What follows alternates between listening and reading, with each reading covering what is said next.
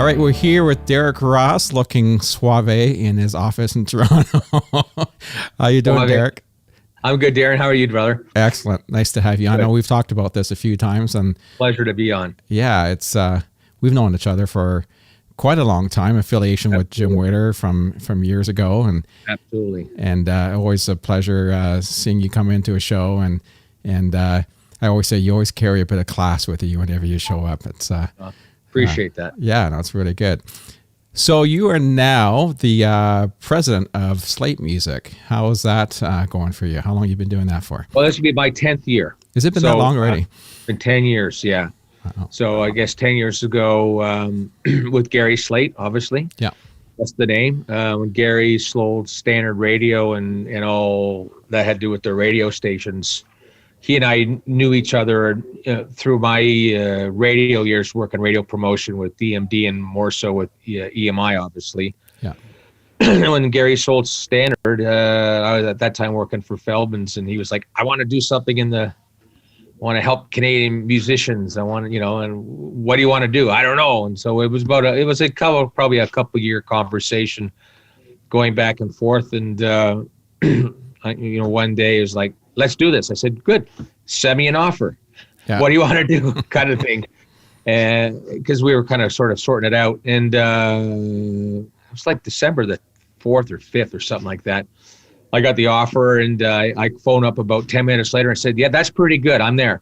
And we started January the 1st. And basically, we started more or less sort of the whole impetus and the whole design of the company is to support Canadian artists, particularly emerging Canadian artists. Yeah. And Canadian independent labels and, sort of younger companies coming up or other artists that are sort of mid-level that need some financing to get to another level. So we first started basically funding projects for percentage more than anything else, So yeah. Somebody needed $25,000 to finish a record and do a tour, blah, blah, blah.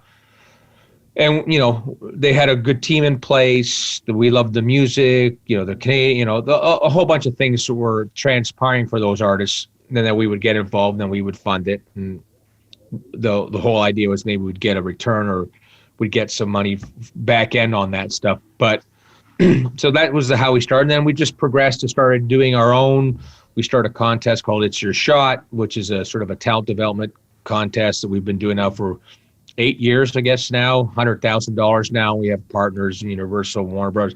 So we do two things, but the whole idea is to really develop Canadian independent artists and labels. So, from Last Gang to Hidden Pony to Brian Heatherman's Cerberus company. Yeah. Probably over 50, 60 artists by now, from Divine Brown to, I think about all the artists, Tom Wilson, Crystal Shawanda, just all, Sean Jones and Gavin Brown and Bill King and Kayla Diamond and Washboard Union. So, all kinds of stuff. And that's kind of where we play in the sphere of the Canadian music industry. We have a publishing concern. Obviously, Jessica Mitchell, of course, yeah. Patricia Conroy is with us. And then, of course, most of the artists now we have publishing. So we've progressed down the road over 10 years to do a whole bunch of things in the music business, more so to help, keep Canadian artists making a living, making music. Which is pretty awesome. Yeah. There really isn't anyone else really doing what you're doing, is it, in your space? No. Only because and I hate to say this, we're not profit driven. Yeah. And with success comes profit, obviously.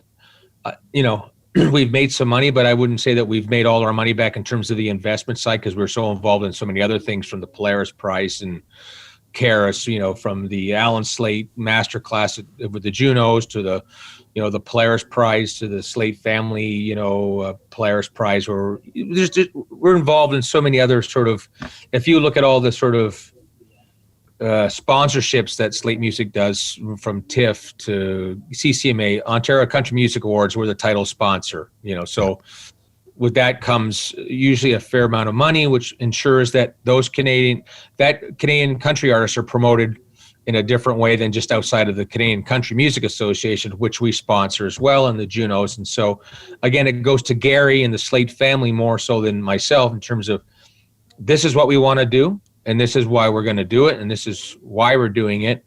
And, you know, we want to give back. Unlike just like Massey Hall, the Slate Family Foundation just donated $10 million for the Alan Slate family stage at Massey Hall to help the refurbishment of that. So again, it continues to make sure that Canadian music and places that perform that feature Canadian artists stay alive. Yeah. Now more than ever, as you can imagine, it's more important. So that's a nice place to be. Yeah. To be honest. Yeah. And speaking about now, obviously we're going through all this COVID stuff. Yeah. What is the main driver now for you guys as far as helping out Canadian artists during this time? Two things. Obviously, I don't give probably from a Canadian artist and music community perspective, Unison Benevolent Fund, which I'm not sure if you're with that, but that's sort of a fund that supports the Canadian music industry for people in the industry in times of need. So I would say that we're almost reaching $1 million towards that initiative, and more so in the last probably year because of it. $500,000 has gone to that to ensure that at least some people that are needing money are getting $1,000 or $2,000 to that kind of stuff. Yeah. And then on the talent development side, we're still doing what we do. You know, we closed down for a bit, but our studio's back, so we have a studio here. So artists are now coming back in. They're recording. We're putting out music still digitally. You know, DSP wise. You know, whether it's Ryan Langdon, girl and Kayla Diamond.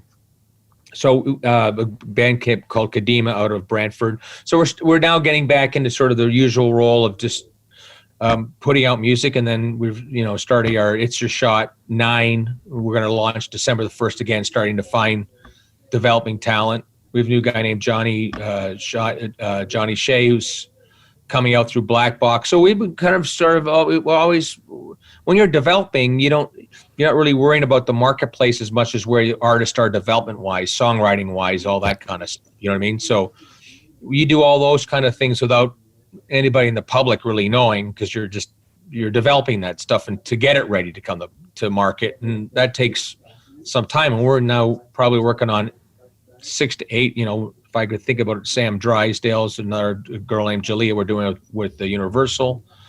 Kayla's with Cadence. Ryan Langdon we're doing with Hidden Pony. Kadima we're doing Hidden Pony. So we're kind of doing all the things we've already kind of always done. Just COVID hasn't really affected us in any great way, just because when you're developing and recording music and developing artists, you're doing that without the public, or and now because of digital servicing and stuff, people are still putting in music. Radio's still playing new songs. Companies are still making music, because you no longer have to worry about putting the product in the stores. It's the stores, the DSP, it's the Spotify, Apple Music kind of marketplace, Amazon kind of marketplace. You know what I mean? Yeah, exactly. So, what's as far as the artists go, what have you found has been the talk amongst most of them of what they're dealing with? Obviously, in a way, it's been a good time for them to spend time writing and developing, because you've got a lot of time downtime at home. But there's also probably a lot of stress on relying on gigs to make money and all that stuff. Yeah. I mean, because one of the things that we've always championed here is that we will spend all the money we can possibly spend. Relatively, the money we spend in your development is towards your music development. We don't pay your rent. We're not going to make your car payment. So you have to do that yourself. Yeah. But if you want to record and we're going to do a higher promotion guy, we will find all that. We just won't find the private stuff. So if you're not making enough money from gigging stuff, you have the job. Perfect. Have a job, because that's the whole. I mean, I went through that. You've understand that. You've been with a lot of artists who do the same thing. You paint a house. You keep on doing it until one point in time you get yourself to a certain level. Then you can make money full time. Yeah. On the music. Until then, even when I was in the Spoons, for God's sakes, I was painting houses. Yeah. People thought I had a lot of money. I was painting houses still. You know what I mean? I was still doing things until I got to the point where I made enough money I didn't have to necessarily do side jobs. So primarily for the artists, it's, I guess, for more sense is performing to a live audience to get some reaction. You know that better than I. When you're recording and you're testing new material, a live audience gives you a great indicator of what's working and what's not working. If you got 10 new songs and you play them all, I guarantee you, after you play 10 of them, you'll know which one's the favorite of the audience because they'll tell you. Yeah. You know what I mean? So you miss that kind of stuff. And I think, so yeah, they're writing and they're recording and, streaming all their performances and stuff. I don't think it's not quite the same as being in front of an audience, even if it's 50 people, to getting that sort of vibe of what it's all about. And at the same point in time, maybe making a couple $100, which is not a bad deal. Yeah. You know what I mean? So that to me, some of that's coming now because the drive-ins, and we sponsor some of the new initiatives that are coming out, small town halls out of which is the Ottawa Blues Fest is kind of championing, where you can go and play to 50 people, but now it's the event streamed, and we're doing a bunch of that stuff. But I think it's going to be another year before we get to see anybody really getting in front of a significant live audience to get that. So everybody's kind of transit. I was thinking about the guys who were like, it's funny. I was thinking about Adam Lambert, who's awesome, and he's probably made a hell of a good living, going out and doing the Queen stuff. And think if he planned, he had 50 shows and he made a plan that the money was coming in and it stopped. Think about how significant that would be. Yeah. So now you think about Live Nation, who is, a $20 billion or $50 billion company live touring, and thinking that's all shut down.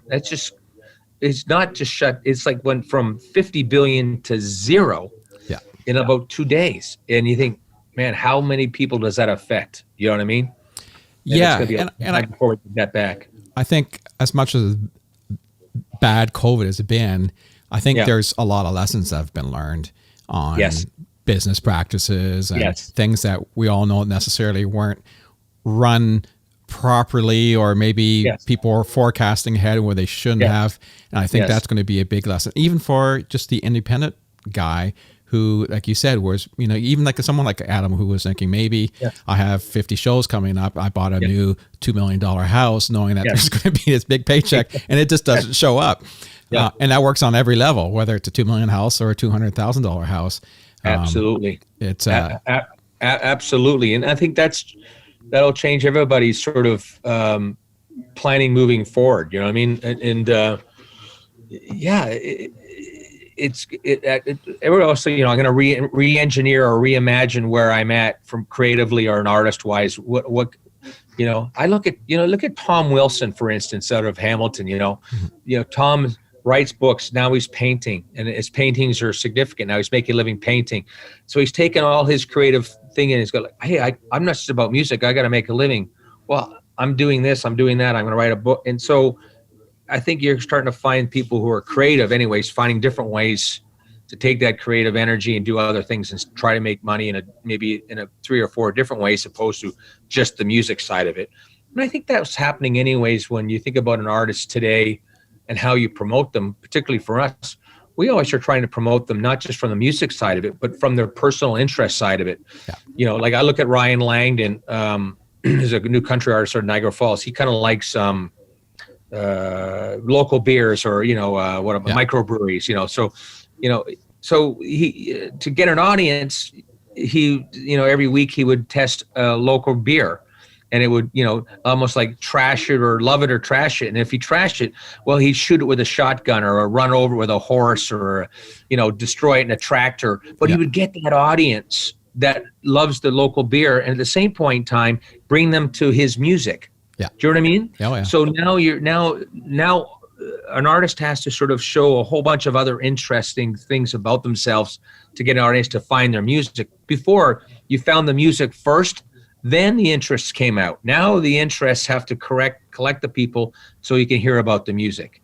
And I think that's a real differentiating thing today, more so it was, 10 years ago or 5 years ago, and what's happening from an artist perspective. I mean, who'd ever thought, like if you think about Robert Plant 30 years ago, emailing all the fans, hey, a new song coming out, listen to it. That just what you didn't even know who the fuck they look like. Yeah. Nowadays, you have to know what you look like, what you wear, how your family is. Do you like, McDonald's or Burger King? All that stuff is important now to a new artist getting an audience. Before, that stuff was always kept to the side because, it was all about, music, and it hadn't progressed. And now with social media and all that stuff, it's just a whole different ballgame. We spend more time now thinking about content and how to get an audience outside of just the music for the artist, because you have no choice, because that's what you got to do. I mean, look what Katy Perry does every day, for Christ's sakes. You know what I mean? Because it makes marketing is a whole different thing nowadays. It's not, you don't have this particular budget you spending on, the typical ways you'd promote a product or an artist. You can get a lot done for next to nothing too. It's amazing. But you got to be open to let people into your life. And some people just aren't. Yeah. And we have an artist named Jalea, and her interest is cosplay stuff. And so, we've now done a couple records with her, but we didn't really realize that how much she was into the cosplay. And if you go online, anybody who's listening, go, who is Jalea? And you'll see her in about 50 different kind of cosplay out. So she now is, I think we're over 150,000 Instagram followers. Yeah. It's huge. Yeah. She's now making a living, to be honest with you, promoting products because of her cosplay stuff. To the point where COVID unfortunately stopped that, but she was going to be doing personal appearances at the 10 largest cosplay events around the world. Yeah. And doing all this stuff, because if you look at her outfits, they're amazing. Well, we thought, well, this is what a great avenue to get an audience to hear her music. So our budget was to help her fund making the costumes, not making the records. On top of the records, but let's give you a budget to make these costumes, so you're getting an audience. So by the time you get 100,000 Instagram, they're real. And she got taken down from Instagram because you can only have 2,000 actions a day. Yeah. She was spending 12 hours a day plus personally connecting with everybody. They closed her down because they thought she was a bot. Oh. Now that to me is like, that's what? Commitment. Yeah. But you know what? It's worked for her. Yeah. And it's gotten to an audience where now you can put out music to an audience that you've already built in a different capacity. But if they love you because of what you're doing from that perspective, the likelihood that you're going to get 30% of those people to love your music because you're connected to them already is probably going to be likely. So now you've got an audience. Yeah. You know what I mean? So though in the old days, man, when I was even at EMI, we would set a single up for 2 weeks and go to radio, and hopefully it would stick, and then the artist, and then get a video to Much Music and heavy rotation. Next thing it would take off. Yeah. That was a 2-week setup. We're now setting stuff up 9 months in advance before you even think about going to radio, and you may never go to radio because that's getting do you know what I mean? It's the whole music cycle, whole music setup, marketing is different. So, you're almost building your audience before you have a product to sell. Period. Yeah. I say, if you can get 10,000 people to give you $10 a year, you got a business. Yeah. That's really all you got to have. And if you get to 100,000 people at 10,000, you got a real good business. Yeah. So if you thinking about it that way in terms of getting real fans, a real fan has no problem giving you $10 a year if you got them in and say, for $10 a year, I'm going to give you 5 songs and a t-shirt, whatever it would be, right? 100, you have a business there. And I think that's kind of what people are thinking about now, right? Micro audience, and to the point you get to a certain point, you pass that. And usually what passes that is huge hit songs that are, you look at The Weeknd or Kenny and Shawn Mendes, Justin Bieber, Jesse Reyes, artists that are, have transcended that. But really, you think about The Weeknd started as a micro audience of just mixtape stuff, and all of a sudden he does, 50 Shades of Grey, and where you go, So what do you think now of emerging artists? Like you've been in the industry long enough, and I've been around quite a while, and we've seen, certain periods where we find that music is really, also we got a bunch of great artists, and it seems to kind of go sometimes in little spurts. So over the last bunch of years, what do you think now emerging artists are fitting in? Is there as many, or is it there? Well, there's way more, and the problem with there's way more is because of the digital space. Let's say in the old days, the record companies were kind of like the middleman that brought product to the marketplace. They controlled it. So if you didn't have a record deal or somebody financing a record, you couldn't get it to radio, couldn't get it on, you couldn't get it discovered because it costs money to do that. So when they said artists and repertoire, there's a guy or a bunch of guys in the country who are, in companies who sort of discovered talent and brought it to the marketplace, let's say. Now, my 16-year-old daughter who doesn't know how to play a piano can do that, sing a cover song maybe, post it online, start thinking that she's an artist, and take away from somebody who maybe is I don't mean that take away, but you have more people filling up the space that maybe shouldn't be there. Does that make sense? Do you know what I mean by that? Yeah, it's like having DirecTV or some satellite TV. And you've got all these other channels fighting against really 10 that you're going to really watch. Yeah. The interesting thing is now the public really does get to have a say in what's good and what's bad. 20 years ago, the public only got to say what's good and bad when they heard it on the radio. 25 years ago. And there was a whole bunch of steps that went before that got delivered to radio. There's a company that got involved, made the investment, went to the studio, picked the song, got the promotion mark team, went to the radio station, worked the record, got it added, started getting played, and then they went tour and all those kind of things. I mean, Post Malone put a song up in one day, had 3 million, likes. The next thing you got a deal. Yeah. That's very few and far between.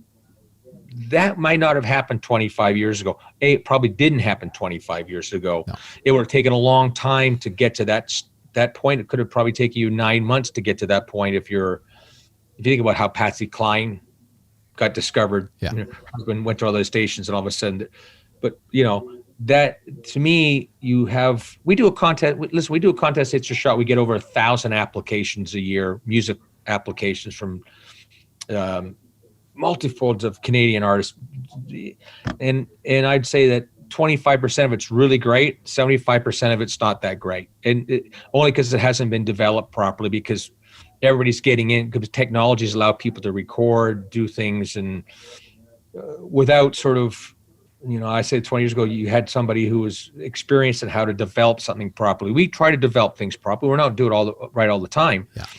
But we have people here who have experience kind of going through that process where, look, we're not going to put this thing out until we think it's really good.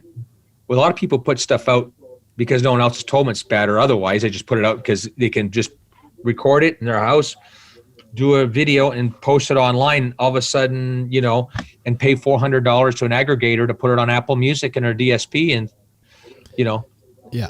and think they've got something where 95% of everything on Apple Music is sold one copy or less. Yeah, it's crazy, isn't it? Yeah, well, it's true. Yeah. You know what I mean? But there's something that in your mind that thinks once you have your song on iTunes or on those platforms that you've made it. Yeah. There's something about getting it there. It feels like you've there's somebody you've paid $500 to aggregate it for you because they can't do it out because they have to group it in 25 other people gave you $500 in order for that company to have a presence with somebody at Apple Music, because you can't deal with Apple Music or Spotify unless you're a certain size or a certain amount of releases in order to do that kind of stuff. People don't understand how that is because you think about it. I think Spotify posts, get somewhere around the neighborhood of over 25,000 songs a day worldwide on Spotify. Yeah. And now I don't know about you, but I only know about 10 that are really good right now that are in my head if I'm thinking about it. You know what I mean? Yeah. And you think, wow, that's what's technology is allowed to happen in the music space. That's not a bad thing. It's just hard to sort of weave through it all and find something that connects, because it takes you so long to find it because there's so much of it. Yeah. In the old days, it was already filtered before you got to hear it. You know what I mean? Yeah. Does that make any sense? Oh, yeah. The cool thing now is, and I've mentioned it a bunch of times on the podcast, but, back in the 80s and 90s, if you're driving around and the radio was on, a song came on, at least I did, and you probably did too, there's a Canadian song.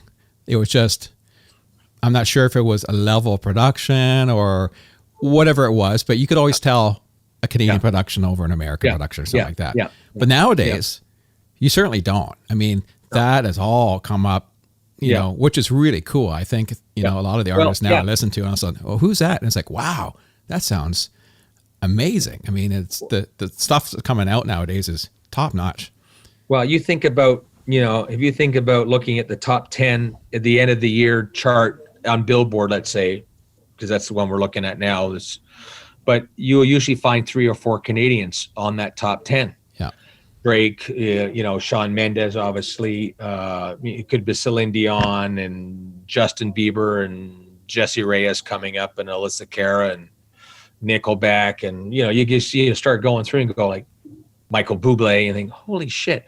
Well, that started happening because of CanCon, really. If you think about 30, 40 years ago, only because radio started playing Canadian music because they got legislated to do that. And in order to do that, of course, it's going to start to be a bit more watered down. But as it progressed, because better studios were being built because people were playing Canadian music, radio had to play it. Yeah. So you had to play it. They wanted to be compatible, so it had to have the recording and producers. And so what happened was the CanCon really didn't only just support Canadian artists, it supported the Canadian infrastructure to make sure that the Canadian productions were going to be world class. Yeah. To the point now that Americans are now coming in and just picking up the Canadians, like Sean and Justin and Drake, and they're doing direct deals and all that kind of stuff.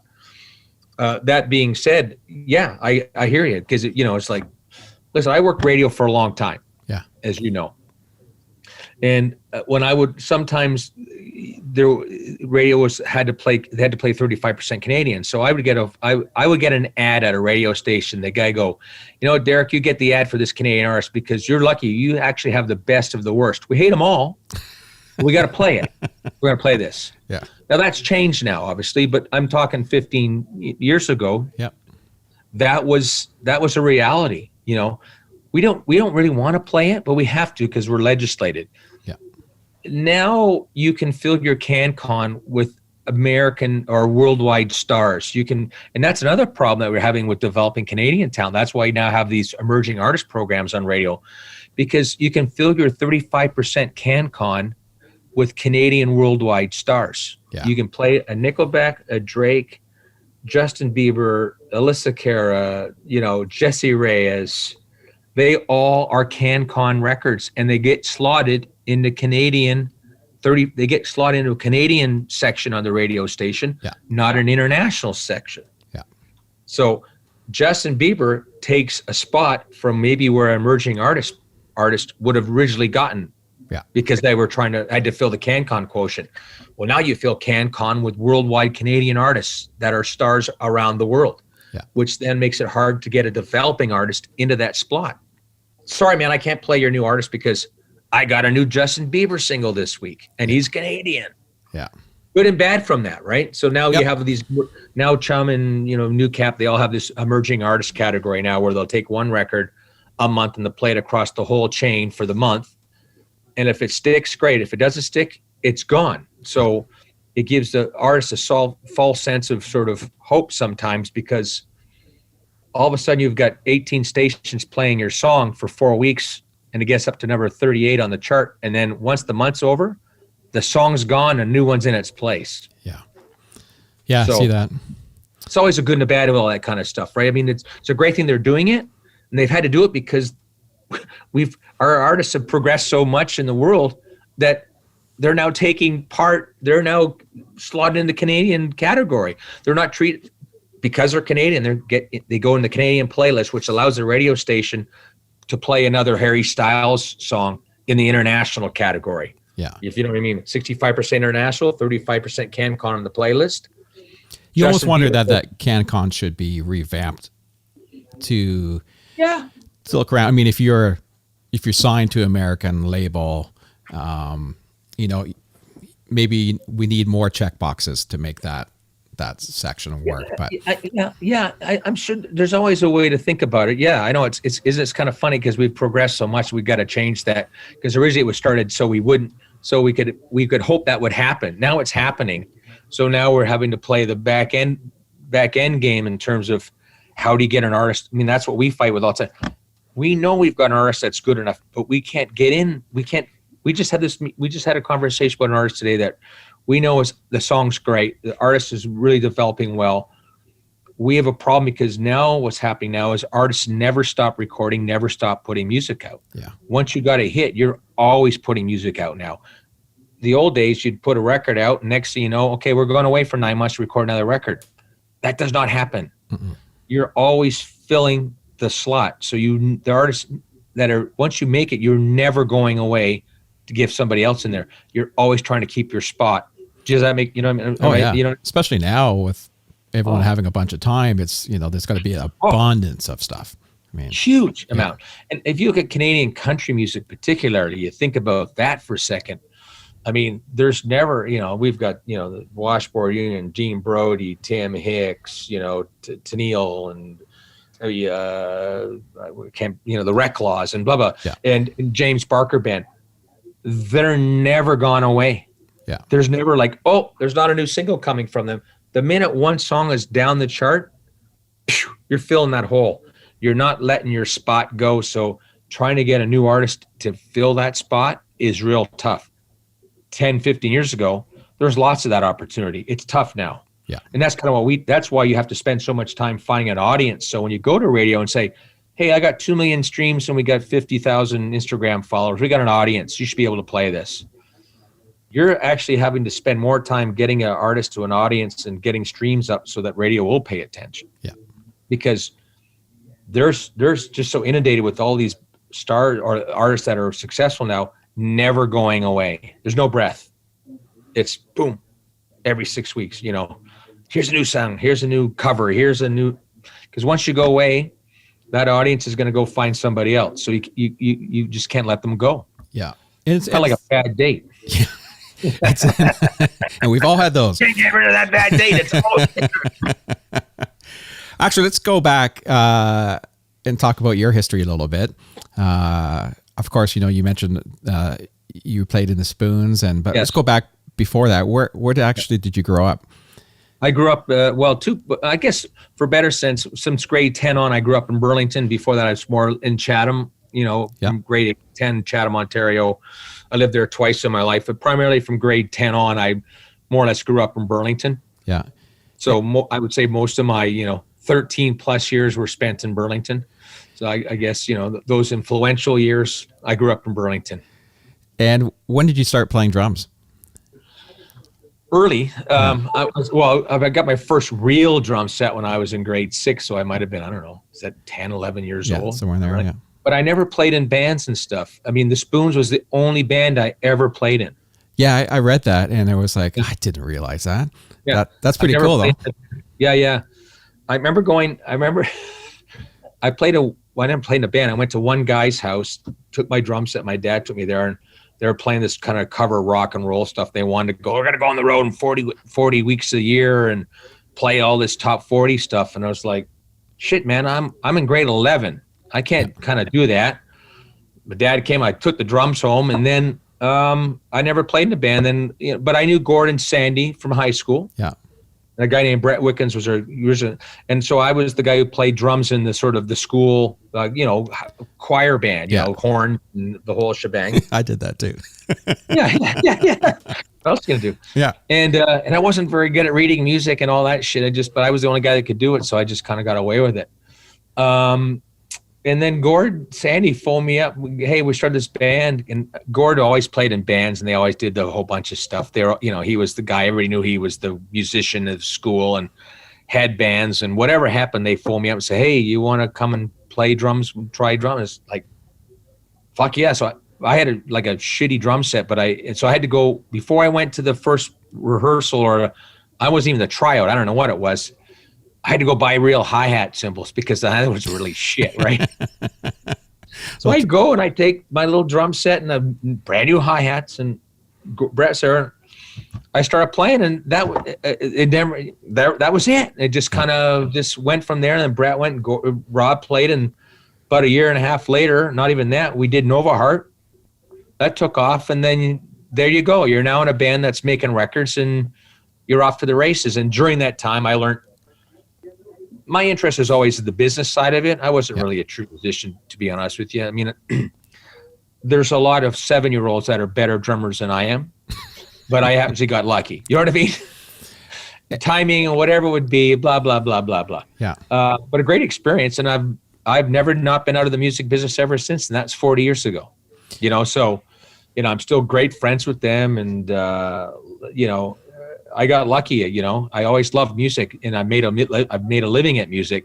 Who would ever thought it was going to be starting, in a little practice hall in Burlington, Ontario, playing with spiders and a little, whoever thought going to buy a new set of hi-hat cymbals would have 40 years later. So here I am talking to you about the record business and, and all that kind of stuff. Luck, man. It's just, a lot of it is, right? I mean, it's being at the right place and knowing the right people. And my father taught me something really early, because I really am a salesman at heart, right? That's why I do promo and I started doing radio. But I always had a knack of, I think people say, what did you do? And I said, when I was a kid, I used to listen to the radio underneath my pillow. And I always knew what I kind of always figured out what a hit song was. Like, I listen to music like, does that turn me on? Does that 3 minutes of music do something for me? I remember that song Popcorn. Yeah.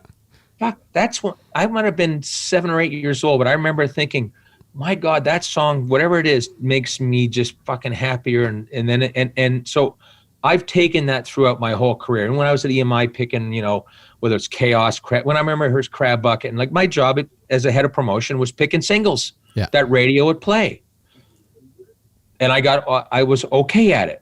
I had a business called DMD Entertainment. I did that for independents. I chose a lot of singles that became hits because I always listen to music like I'm an 8-year-old with the transistor radio underneath my pillow. Does it do something for me? Does that guy's voice do something? Where's the hook, And as you know, the hook can be 2 beats in a song if it's the right 2 beats, not 3 times on your ceiling. If there's the hook. Yeah. You know what I mean? Sometimes it can be so simple. And it usually is. Yeah. So to answer your question about, so that's, that's never left me when I was in Spoons and working, DMD and EMI and all the things I've done in the music business. It's always about the music first. And are you working with music or musicians that are going to be successful? So if they are, that usually falls back on you. You're a little bit successful because you've been part of it to some extent, right? So when you were younger in high school, before the Spoons thing happened, was in your back of your mind music what you thought you were going to do? I was going to be a butcher. Or my family comes from the meat business. My grandfather owned. It's a similar business, isn't it? Exactly. You're serving a customer. Yeah. You're giving them something they want. It was a T-bone or a hit single. But when I was in high school, I worked like 30, 40 hours a week in the meat department at the Dominion store. All my uncles were butchers. My father was the only one of his family that wasn't a butcher, but he was a salesman. So I inherited a bit of that salesmanship, energy, talking to people, love people. This business is all about relationships, right? You and I have a relationship for 30, 25 years. It's a good relationship, but you and I go have to talk for 20 years. You call me, hey, of course, that's what it's all about, right? Yeah. So I just got lucky because I went to Sheridan, took, marketing and stuff. But the reason why I didn't become a butcher is my uncle said to me one day, do you want to fucking work in a freezer your whole life? Yeah, you're right. I don't. Yeah. No. And so I moved on and went to that. And then luckily I got Gordon Sandy called me in my last year of high school, and I ended up doing all that kind of stuff. And, really, I never really think about it. Just kind of transitions, I just got transitioned went to school. I was going to be a salesman, but then I just realized I could be a salesman in music, and that was promotion, working records at radio.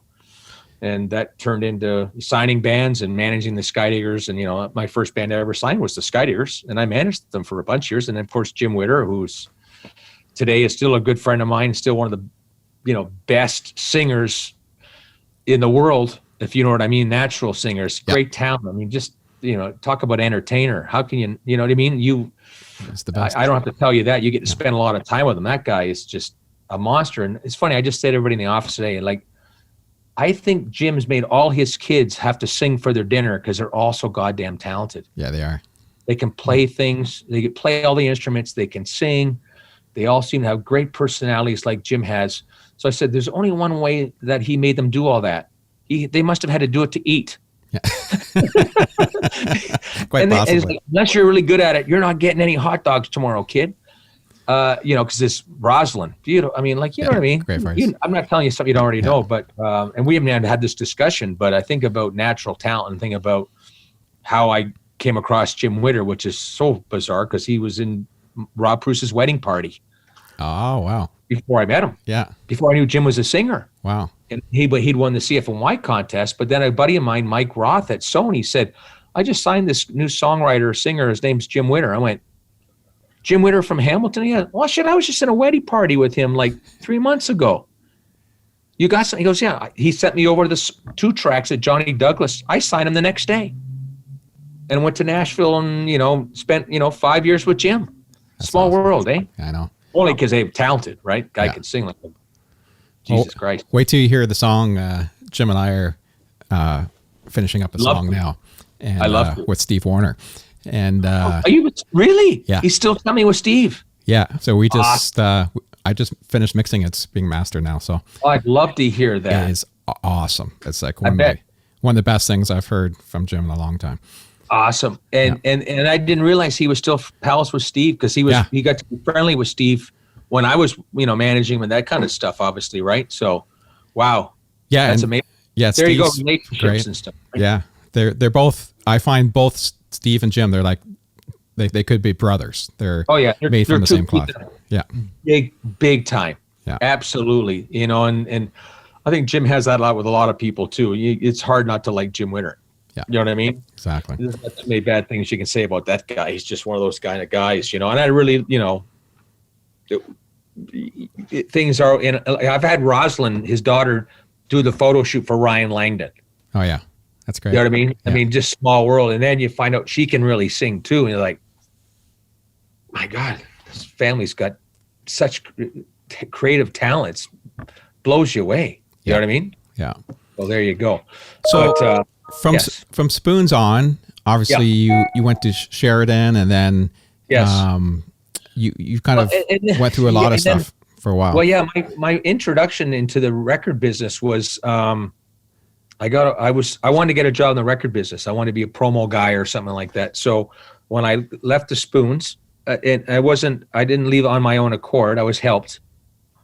The best decision I never had to make for myself. I got kind of helped out because I wasn't really into it anymore, and I knew the timing was up. But needless to say, so I started making these like a 7-inch, all out of paper resumes. So I made a 7-inch, then I made a 12-inch, then I made a CD. Inside the CD was my resume on one side, my picture on the other, sleeve, blah blah blah. I got a phone call from a guy named Bob Ansell. You want to go to Calgary and be a promo rep? No, I don't want to. Why would I want to go to Calgary to come back to Toronto? That was my thinking, right? So then I got a call the next day from a guy named Ole Cornelson, who was the head of promotion at EMI, or Capital those times. He said, look, there's this little company called Enigma Records. Mm-hmm. They just picked up. They're looking for a general manager and an extra employee to start Enigma Records. So it's like, well, I'll be the second guy. Well, I said, fuck it. I'll just apply for the first guy. I don't know what the hell's going on. Yeah. Bill Hine, who become my mentor and a friend of mine for many years, still came up. I was working at my buddy's Plumbing Mart store. I met him 2 weeks later. I'm in LA, living there for 3 weeks. I'm in the record business now. And the first 2 videos I was in and that I was involved with was on Saturday we shot "To Hell with the Devil" by Stryper at the A&M studio, lots of La Brea, which I was at when I was in the Spoons because we were signed to A&M. Yeah. That's where I met, Sting and all those guys. And then the second day we shot "Talk Dirty to Me" by Poison on the Sunday, which I'm in the back end of that video. And that was my introduction to the record business, in the record business side of it. Came back, they gave me $15,000 in a fax machine and said, okay, you're now running Enigma Canada. We're going to give you a bunch of product to go. And that's how I learned how to do the record business. And then I progressed through that to do DMD and all the things that I've done and worked. And ironically, 12 years later, I'm now the vice president of promotion and media at Capital. That Ole was, 12 years before me. Yeah.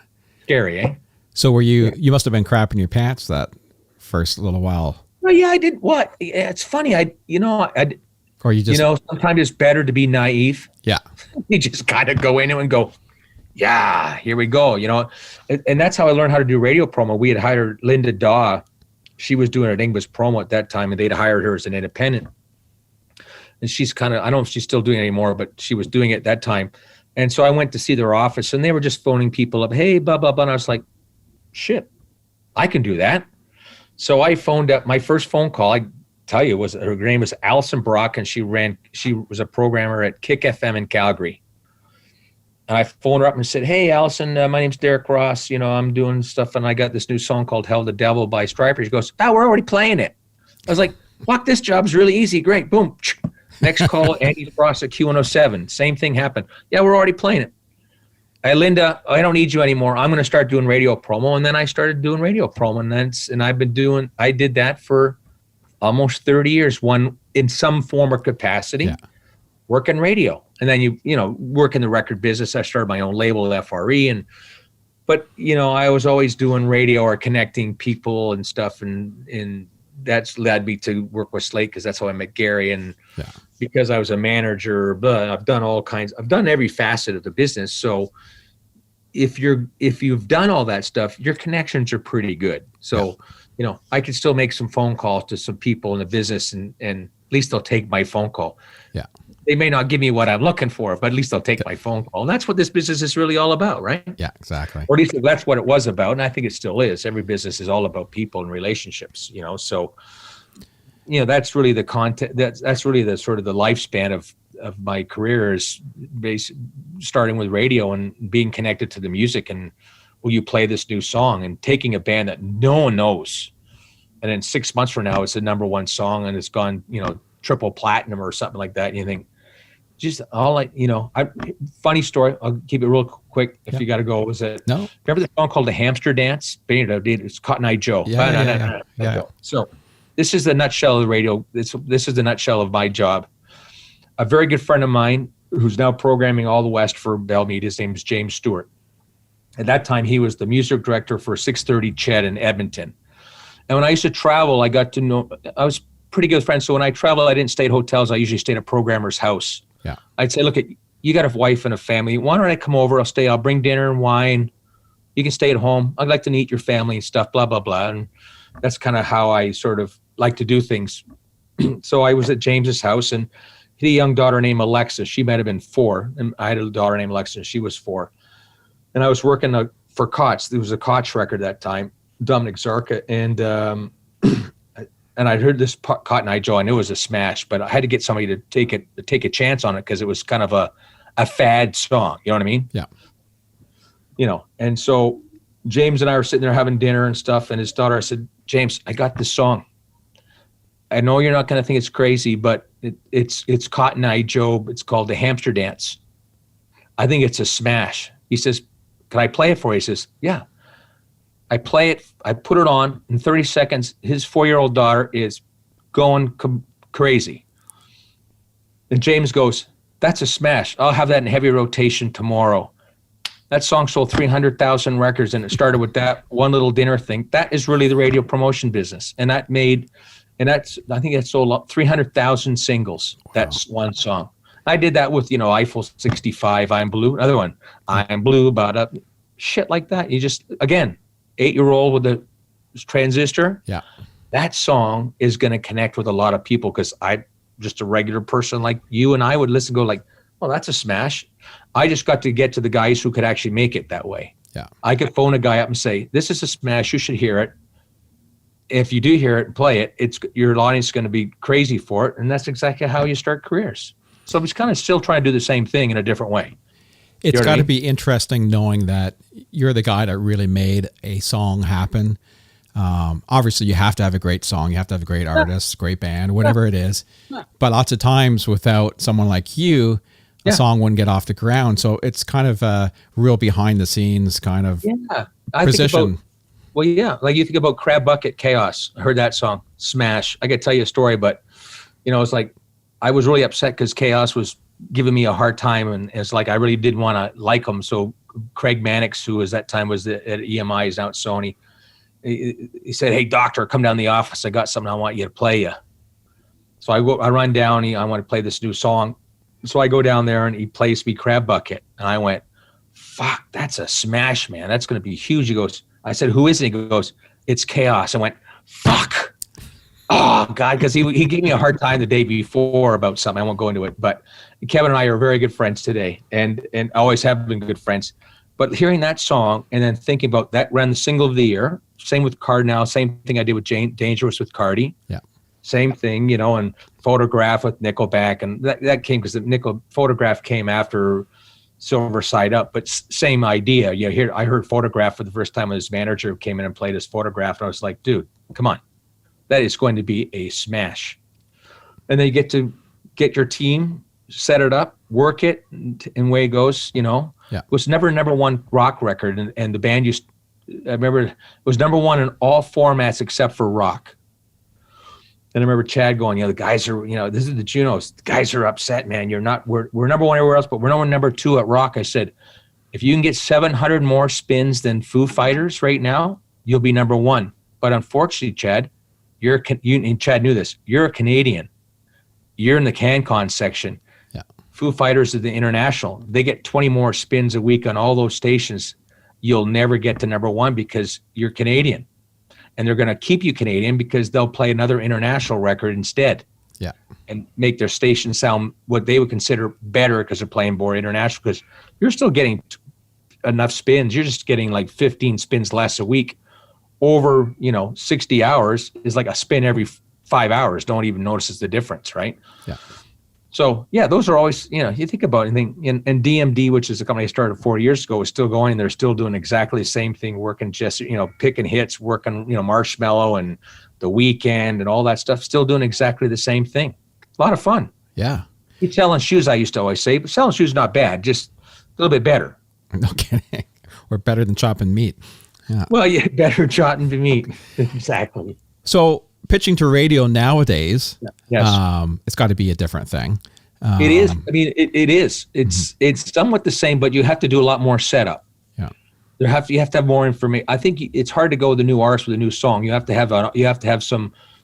It's a catch-22. Sometimes like streaming won't go unless you've got airplay, and you can't get airplay unless you got streaming. So you're always trying to find that balance in the story, right? So you got to have a story as or an audience. Like I look at Jesse Reyes and what was the first song that DMD worked, and I mean it had like 20 million streams before anybody would play it.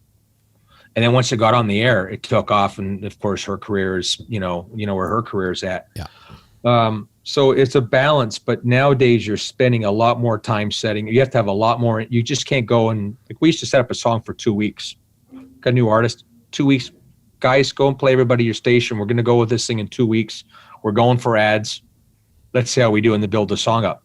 Now it's like we're going to put this thing on DSPs for a while. We're going to set up an audience. We're going to build a social, Twitter, Instagram, videos, content, blah, blah, blah, blah, blah. And then we go to radio and say, look, this artist already has a fan base.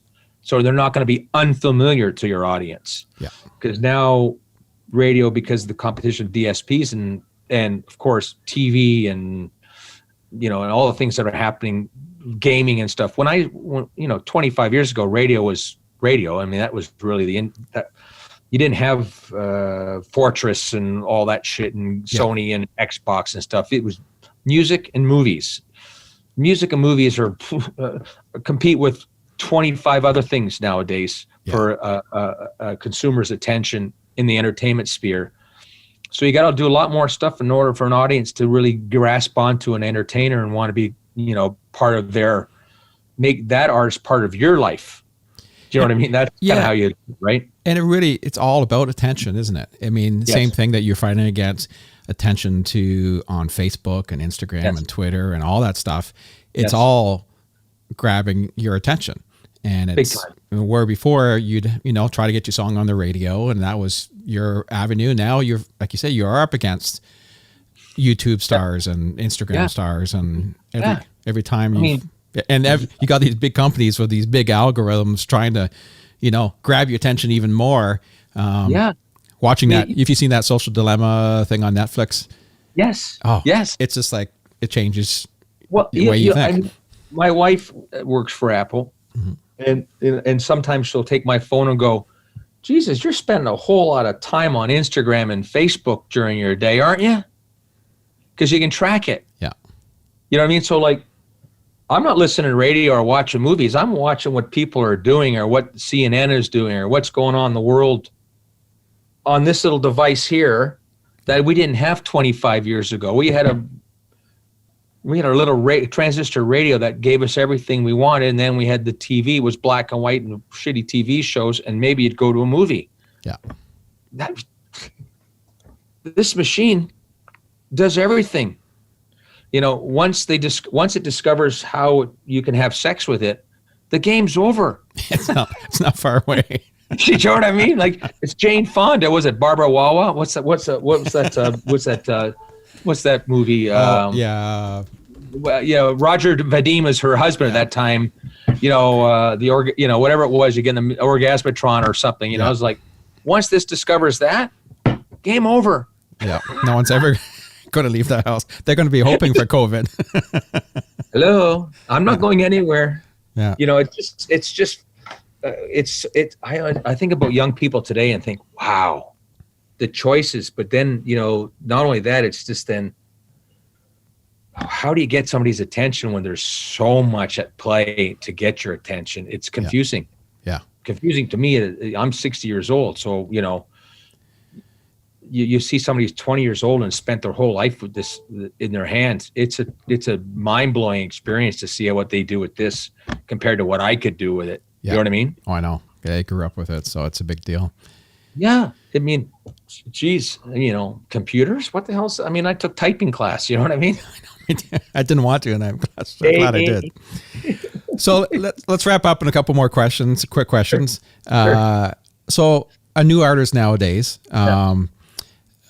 what's the best advice? I hate this type of question, but for someone who really, you know, struggling to get noticed, know they're talented, how do they reach out and how do they get noticed? Well, you know, it's back to what was, you know, first and foremost, make sure whatever you put out is great. I know it's kind of hard to make that association when you're doing it yourself, because when you're usually making music yourself, by yourself or with a small group, everything you do you think is really good. Yeah, or your parents or your friends are going to tell you it's great. Like, I used to make CDs up for people in the old days, and they'd say, I need 2,000 CDs. I'd say, why? Well, we're going to sell 2,000. I say, yeah, okay. Are you sure? Yeah. Then I would make the 2,000. I would give them a duster. You know, the little duster. What's that for? Because after you sell the first 25 to your family, you got 1,975 to sell, and you'll never sell without marketing, and you'll go down to your basement and dust it off because it's really not that good.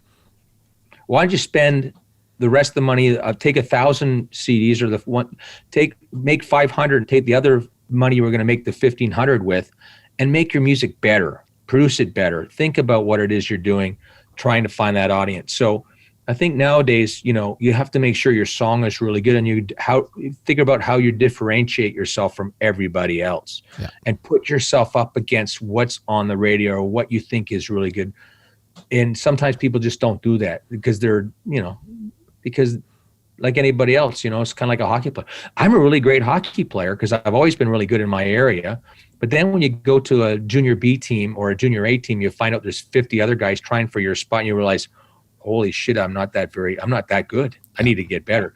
So you'd have to sort of analyze where you are in the scheme of things and what you're really doing and what makes you differentiate yourself from anybody else, and how do you get an audience. And you can start it small, but you have to really make sure that your stuff is really good. And it doesn't have to be like fully produced, but the songs have to resonate and have meaning. You know what I mean? And you'll know that. It's hard to know that until you do more of it. And you got to test it to people you trust, or try to find somebody who may have some experience in that to sort of give you some guidance.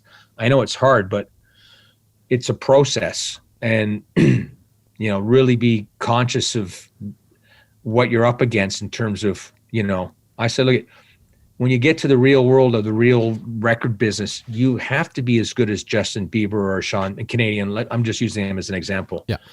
If you don't sit up beside them, it's going to be real tough then, because that is what the audience is wanting. And so if you're any less than that, it's going to be tough. You can be 3/4 less that to get to that point, but you're going to have what they have is, really good sense of who they are, their sound and the song itself and what it says, what's the meaning behind what they're saying musically. It's not easy, man. I always tell people, look, you're better off taking $50 to go to Vegas than to be successful in the music business. It's not easy. It's kind of true. I mean, if you put it in those easy to look at scenarios where you can say, well, you can roll the dice here or roll the dice there. It's the same thing. It makes you think about it a lot. Absolutely. Absolutely. If you're a card reader, I would go to Vegas because your likelihood to win, but they'll catch you. But you'll probably win $1 million before you catch you. Yeah. Here, it's, that doesn't happen. You have a bit of luck here in the record business. And it's usually people have to help you move yourself along in that business too. It's a business. Yeah. Any other business, there's people within our business take what your talent is and help you move it along. And so you're not only you're trying to find an audience for your music, but you also try to find somebody who's in the business who's going to help you move you through the business, because ultimately that's what it's all about. At one point in time, there's going to be somebody who's going to take care of your career and move you through the business. Because it's guys, that's just the way it is. You never do it by yourself too much. It takes too long to understand all the moving pieces, if that makes any sense. But just make sure the quality is really good. And, don't put everything out that you do thinking it's great. Be really cognizant of putting stuff that you think is great and leave the other stuff by itself for a while. Yeah. It's funny because even dealing with Steve Warner the last few weeks, I know he was texting me back and forth last night, and he was sending me some stuff, and everything he would send or say was always I wouldn't say a negative factor, but always I don't know if it's going to be good. I hope it's good enough for you. And he was so humble about everything he did. Yeah. Everything was important. Like, he wants to make sure it's good. Yeah. And he wasn't cocky about anything he had done, when he deserves the right to be cocky because he's fantastic.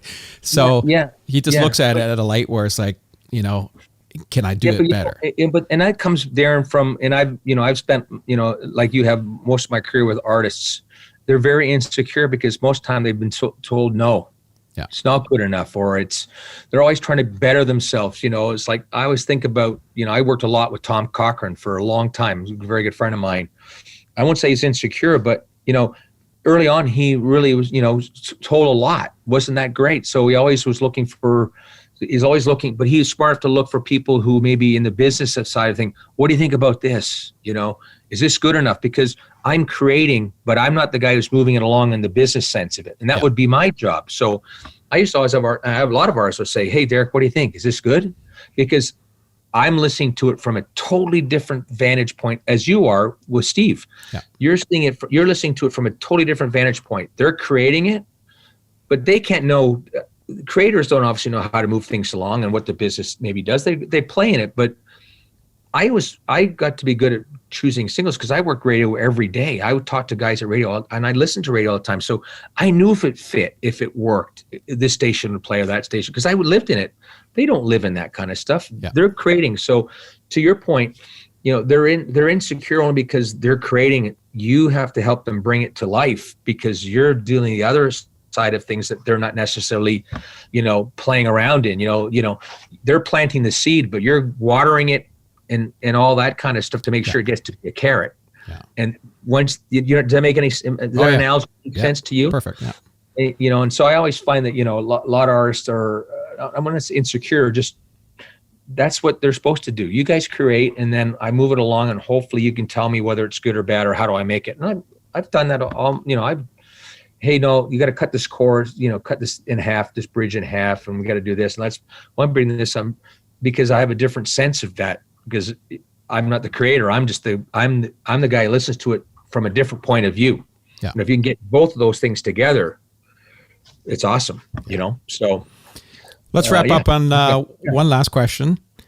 You've had an amazing career so far. You've done a lot. Mm-hmm. Is there anything that you feel you've missed out on or wish you would have done differently in your career? I haven't had an artist that sold 10 million records yet. Mm-hmm. So I've missed out on that. Well, maybe I have, but they weren't mine. They were just, I was part of the team that did that kind of stuff. No, I don't know. I don't know. You know, I look at my career and think, you know what? People look at me and go, geez, you're pretty lucky. You know, I'm doing right now, working for Gary and Slate Music is a once in a lifetime job. There's no, and people will tell you, if you ask anybody in the business, you bring my name up and my job, they're going to go like, Jesus Christ, that guy's got a good job. Yeah. You know? And I do, and I don't take it for granted. It took me 25 or 30 years to maybe find that job, to put myself in that position. You know, but I still, like everybody else, I still want to have success. You know, I still want to find an artist that's going to break through and have success, because that's really, at the end of the day, that's what people gauge you on. Even though you've developed all these things, at one point in time, you know, those gold records on the wall mean something, or, you know, streaming. I still call gold records because streaming does equal sales, and you still get those things. But overall, no, I look at myself and go, yeah, I'd like to have all that. That's why you always keep on doing it, to try to find the next artist to get involved with. But overall, I've done okay. You know what I mean? You know, I got a couple years left in me, and then I'm going to probably have to retire and go with my wife and live in England and do all those kind of things, and, you know, blah, blah, blah, blah, blah. But right now, I'm going to be here as long as I need to be here, because it's kind of like, I always tell people, train collecting is a hobby, and I get to hang around with a bunch of people who like to collect trains. I don't collect trains, just collect music. So I'm doing what I've been doing my whole life as a hobby. It's pretty lucky. Yeah. You know what I mean? Oh yeah. I'm not cutting meat. That wasn't really a hobby. That was a job. What I'm doing now is a hobby that has become a job, and I've been doing it for 40 years. So it's pretty good, and still learning. Yeah, it's a different world today, and you're learning a lot. You're always learning now, because it's changing so fast. Fuck. And if you say you're not learning anymore, there's something wrong. Yeah. Everyone that's successful still learning. I try not to act stupid, but I'm stupid. I get shown I'm stupid a lot, because it's just changing so much, right? Yeah. You just can't be on top of it. No. Particularly with the digital space and the social networks and all that kind of stuff that artists need to be involved with. I never thought I had to show what kind of pajamas I was wearing when I was an artist, and now you got it. Hopefully you are wearing some. Now, well, waist up there, and that's all I can. That's right. So if people want to follow you on the socials or anything, what's the best way to? I don't really do it, but I'm on Facebook. It's something. Just Google my name, but I don't really post much, do much of that kind of stuff. Yeah. No, for no other reason. I just don't. I mean, I like stuff and wish people happy birthday, but sometimes, as you see, I like to say a lot. I'd better saying nothing. I'm in a safer space by doing that. Keep my opinions to myself. Good idea. Well, thanks a lot. It's been a great conversation. Pleasure, Brian. And we'll hopefully run into each other again in the near future. Thank you. Okay, brother. Cheers, man. Thanks, Darren.